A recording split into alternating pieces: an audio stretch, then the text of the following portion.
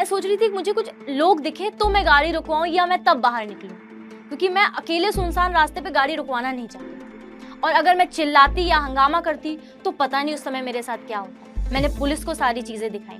Police ने खैर मुझे डांटा भी मेरी गलती के लिए। मुझे घबराहट भी हो रही थी क्योंकि रात के बहुत रात हो चुकी थी और मैं एक कैब में जा रही थी। नमस्ते, मेरा नाम खुशी पांडे है। मैं आपके पड़ोसी प्रदेश उत्तर प्रदेश से हूँ। मैं लखनऊ के बेहद छोटे से गांव सिरवैया की रहने वाली हूँ। मेरी कहानी यहाँ से शुरू होती है कि मेरे कॉलेज में डांडिया नाइट का इवेंट था। डांडिया नाइट का इवेंट अक्सर कॉलेजों में लेट नाइट रखा जाता है, तो उस साल मैंने अपने कॉलेज में ये इवेंट ऑर्गेनाइज करवाया था। तो मेरे ऊपर कॉलेज की सारी भागदौड़ थी और मैं अपने कॉलेज का इवेंट कंप्लीट करवा के घर वापस आना चाहती थी, पर कॉलेज से लौटते वक्त बहुत देर हो गई थी। पर जैसा कि आप जानते ही हैं, हमारा लखनऊ शहर, दिल्ली शहर, पटना, कानपुर, बिहार, इन शहरों में आज भी लड़कियां रात में देर तक ट्रैवल करने से कतराती हैं। मैं भी कतराती हूँ। हाँ, पर आज में ऐसा समय है कि मैं लेट नाइट ट्रैवल कर लेती हूँ, पर ये कहानी पहले की है और मैं तब बहुत कतराती थी रात में ट्रैवल करने से। कॉलेज के में स्टूडेंट थी तो डर भी बहुत था। मैं रात में ट्रैवल करने से कतरा रही थी, पर था कि घर तो जाना ही जाना है। मैंने सोचा कि बस लेने और टैक्सी लेने से अच्छा है मैं एक कैब बुक कर लूँ। मैंने कैब बुक करी और करीबन मेरा जो कॉलेज है वो मेरे घर से 45 किलोमीटर्स दूर है। तो बहुत मुश्किल से 15 मिनट बाद कैब आई, बिकॉज़ वो गाँव का एरिया पड़ता है थोड़ा, तो वहाँ से 15 मिनट बाद कैब आई। कैब जैसे ही आई तो मैं कैब में बैठी। कैब वाले ने मुझे मेरे हाथ में मेरा पर्स था, मेरे कपड़ों का बैग था और बहुत सारी चीज़ें थी जो मैं कॉलेज से घर लेके जा रही थी। मैं गाड़ी में बैठी और कैब ड्राइवर ने मेरे को उसमें से बोला कि मैडम, रात का समय भी है तो और आप क्या ये राइड कैंसिल कर देंगी? तो मैंने कहा मैंने राइड बुक की है, मैं कैंसिल क्यों करूँगी?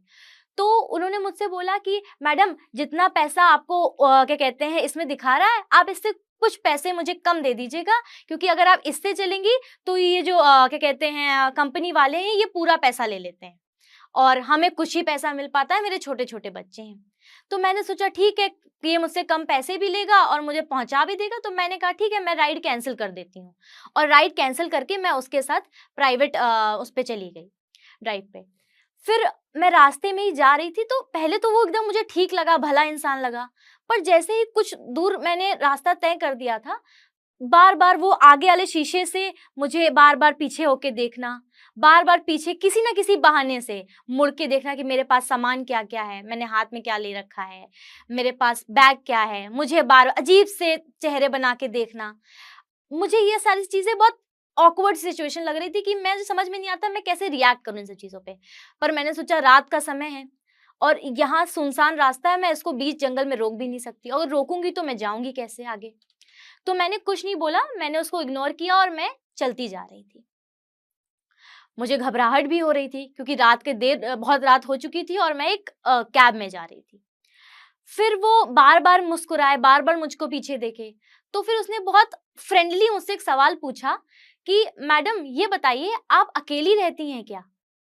अच्छा, ये छोड़िए, आप ये बताइए आपके घर में कौन-कौन है? मैंने उसके सवाल का कोई जवाब तो नहीं दिया, पर मुझे ऐसा लगता है इन लोगों की सोच ये होती है कि अगर लड़की रात में ट्रैवल कर रही है, तो उसके घर में कोई नहीं है, या तो वो अकेली रह रही है किसी फ्लैट पे। मैंने उसके सारे सवालों को इग्नोर करते हुए मैंने अपना फ़ोन चलाना शुरू कर दिया। मुझे उसकी हरकतें बहुत खराब लग रही थी। तो मैंने क्या कहते हैं गूगल मैप्स पे अपना एड्रेस डाला और अपने रास्ते को गूगल मैप्स पे ट्रैक करना शुरू किया कि मैं कहाँ पे हूँ और मुझे भी कितना समय लगेगा मेरे घर पहुँचने पे। मैं सारी लोकेशन ट्रैक कर रही थी कितना समय है। थोड़ी ही दूर हम बस चलते जा रहे थे। दोस्तों, ऐसा होता है ना कि आपको कभी क्या कहते हैं कोई चीज़ जैसे कोई दुर्घटना होने वाली होती है तो बता के नहीं आती, एकदम से आ जाती है। तो कुछ ऐसा ही मेरे साथ होने वाला था। मुझे अंदर से डर था कि वो इस तरह से मुझे देख रहा था, इस तरह के लुक्स दे रहा था, तो मुझे बहुत डर लग रहा था। पर मैं ये डर उसके सामने शो नहीं कर सकती थी, क्योंकि मैं उस वक़्त बहुत अकेली थी। मैं चलते जा रही थी। फिर एक के सीधे-सीधे जा रही थी, तो एक पॉइंट आया जो मैंने मैप्स पे देखा था, वहाँ से लेफ्ट टर्न लेना था। उसने सीधे राइट टर्न ले लिया। मैंने उसी वक्त उससे बोला कि भाई आपने राइट टर्न क्यों लिया, यहाँ से तो लेफ्ट टर्न था। उसने मुझसे बोला कि मैडम ये रात की बात है और ये शॉर्टकट पड़ेगा, आपको मैं जल्दी पहुंचा दूंगा, आपको भी घर जाना होगा। तो मैंने कहा चलो, अभी इस इंसान से मैं रास्ते में लड़ तो सकती नहीं हूँ, मैं लड़ूंगी कैसे, और मैं अकेली हूं, मैं इससे लड़ भी कैसे पाऊंगी। तो मैंने कुछ नहीं बोला। वो ड्राइवर इधर आगे वाली सीट पे बैठा हुआ था, मैं उसके इधर बैठी हुई थी। फिर उसने गाड़ी घुमाई, वो चलता चलता जा रहा था। मैं सोच रही थी कि मुझे कुछ लोग दिखे तो मैं गाड़ी रुकवाऊं या मैं तब बाहर निकलूं, क्योंकि मैं अकेले सुनसान रास्ते पे गाड़ी रुकवाना नहीं चाह रही थी। और अगर मैं चिल्लाती या हंगामा करती तो पता नहीं उस समय मेरे साथ क्या होता। तो गाड़ी चलती जा रही थी, एकदम से उसकी ब्रेक मार दी गाड़ी पे। ब्रेक मारी या गाड़ी रुकी मुझे नहीं पता, क्योंकि तब मुझे गाड़ी चलानी नहीं आती थी। गाड़ी एकदम से रुकी। तो मैंने बोला क्या हो गया भैया, गाड़ी क्यों रोक दी? मन में घबराहट थी, डर था, रात के काफी देर हो चुकी थी और मैं अकेली थी। तो उसने बोला मैडम आप घबराइए मत, रुकिए मैं देखता हूँ। उसने मेरे सामने बहुत बार नाटक किया, चाबी घुमाने का, स्टार्ट करने का, पर गाड़ी स्टार्ट नहीं हुई। गाड़ी बंद बंद बंद नहीं चल रही। तो उसने बोला कि मैडम जी गाड़ी चल नहीं रही है, आप 2 मिनट जरा बाहर उतरिए, मैं जरा चेक करता हूँ। मैं उसकी चीजों को समझ रही थी कि, पर मुझे लगा कि अगर ये मुझे बाहर कह रहा है उतरिए तो ये कुछ ज्यादा मेरे लिए सेफ है। अगर गाड़ी में अगर मैं अकेली हूं तो वो मेरे लिए ज्यादा खतरा था। तो मैं गाड़ी से बाहर निकल आई। मैं गाड़ी से बाहर निकली और उसने बोला कि मैडम मुझे लगता है धक्का देना पड़ेगा, कुछ खराब हो गया है। मैंने कुछ नहीं बोला। पर जैसे ही मैं गाड़ी से निकली और मैंने अपने दिमाग में ये चीज बिठा ली थी कि मैं इसके बाद पुलिस पे को फोन करने वाली हूँ, मैं 112 नंबर डायल करने ही वाली थी तुरंत। जब तक मैंने अपना फोन ऑन किया ही था, वो बंदा गाड़ी में बैठा, उसने गाड़ी स्टार्ट की और गाड़ी भगा दी। मेरे हाथ में सिर्फ मेरा फोन था और कुछ नहीं। वो गाड़ी भगा के चला गया। मैं भोलेनाथ का बहुत शुक्रिया अदा करना चाहती हूँ कि उस समय मेरे हाथ में मेरा फोन था, मेरा पर्स गया जिसमें मेरे पैसे थे, मेरा क्रेडिट कार्ड्स, डेबिट कार्ड्स, मेरे बैंक अकाउंट की डिटेल्स, मेरे कपड़े जो मैंने इवेंट में के लिए रखे थे वो सब चले गए। वो मेरे बैग को बार बार देख रहा था, उसको लग रहा था शायद इसमें भी कुछ पैसे या कुछ होगा, पर उसमें सिर्फ कपड़े थे। हाँ, मेरे पर्स में भले ही पैसे थे। वो गाड़ी लेके भाग गया। मैं भी बहुत घबरा गई उस समय। मैं आज बता नहीं सकती उस मंच से कि आज भी मेरे रोंगटे खड़े हो जाते हैं ये चीज सोच के। वो गाड़ी लेके भाग गया, पर भगवान का शुक्रिया अदा करती हूँ कि मेरे हाथ में मेरा फोन था। मैंने फोन निकाला और सबसे पहले पुलिस को फोन मिलाया। 10 मिनट का इंतजार ही था, तुरंत नियर बाय पुलिस चौकी से पुलिस आ गई मेरी सहायता के लिए। मैंने उनको बुकिंग डिटेल्स दिखाई, क्योंकि उन्होंने मुझको, पुलिस वालों ने डांटा भी कि आपने कुछ पैसे बचाने के लिए आपने राइड कैंसिल क्यों कर दी, आपने उसको ऐसा क्यों किया। मैंने उनको पूरी चीज समझाई कि हाँ मेरी गलती है, मैंने किया। मैंने पुलिस को सारी कहानी बताई। मैंने उनको बुकिंग डिटेल्स दी कि हाँ मैंने ये राइड बुक की थी पर मैंने कैंसिल करी है। जब आप राइड बुक करते हैं तो आपके रिसेंट ऑर्डर्स में वो राइड का नंबर, ड्राइवर का नाम सब चला जाता है। मैंने पुलिस को सारी चीजें दिखाई। पुलिस ने खैर मुझे डांटा भी मेरी गलती के लिए कि मैंने कुछ पैसे बचाने के लिए उस कैब ड्राइवर से कह दिया कि तुम राइड कैंसिल कर दो, मेरे साथ ऐसा चलो। ये मैं ही नहीं, ये बहुत सारी लड़कियां कर रही हैं।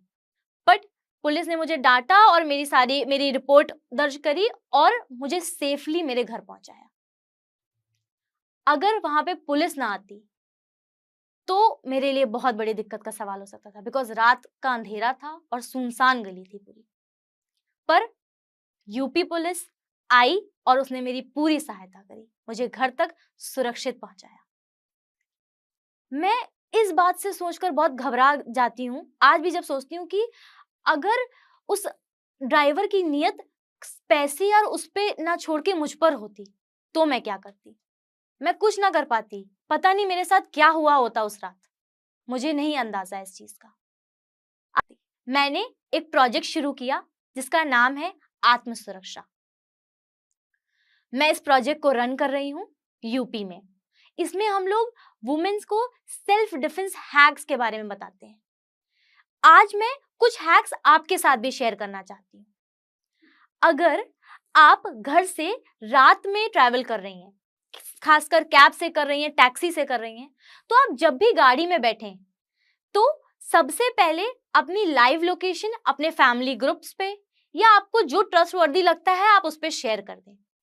अगर किन्हीं कारणों की वजह से आपको कहीं जाना पड़ रहा है और आप अपने घर पे नहीं बता सकती हैं, तो आप उस ड्राइवर के सामने फेक एक्टिंग करिए कि हेलो मम्मी या पापा, मैंने अपनी लाइव लोकेशन आपके व्हाट्सएप नंबर पे भेज दी है, या मैंने अपनी लाइव लोकेशन आपको व्हाट्सएप पे शेयर कर दी है, आप लोग मेरा रास्ता ट्रेस कर सकते हो या ट्रैक कर सकते हो। फालतू बात करिए और मुझसे घर पे ये भी बोलिए कि मम्मी मैंने गाड़ी का नंबर भी आपको भेज दिया है।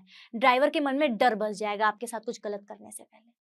वो एक बार सोचेगा कि लड़की ने अपनी लाइव लोकेशन, अपना एड्रेस सब शेयर किया हुआ है, मेरी गाड़ी का नंबर भी शेयर किया हुआ है। वो आपके साथ गलत करने से पहले 10 बार सोचेगा और आपके पास आएगा। हर औरत एक्स्ट्रा ऑर्डिनरी नारी बन सकती है अगर उसके अंदर हौसला है, हिम्मत है, अपने सपनों को ऊंचा उड़ाने की ताकत है। अगर वो खुद पे भरोसा कर सकती है कि मैं आगे बढ़ सकती हूँ, तो हाँ वो कर सकती है। आज मैं 22 साल की उम्र आशा के मंच पर हूँ। मैं अपने एनजीओ रन कर रही हूँ, बहुत सारे इनिशिएटिव्स पे काम कर रही हूँ। आपके साथ जो गलत हो रहा है उसकी लड़ाई भी हम लड़ेंगे, हम लड़ेंगे। हमारे लिए कोई और लड़ने नहीं आएगा। हमें अपनी आवाज खुद उठानी होगी।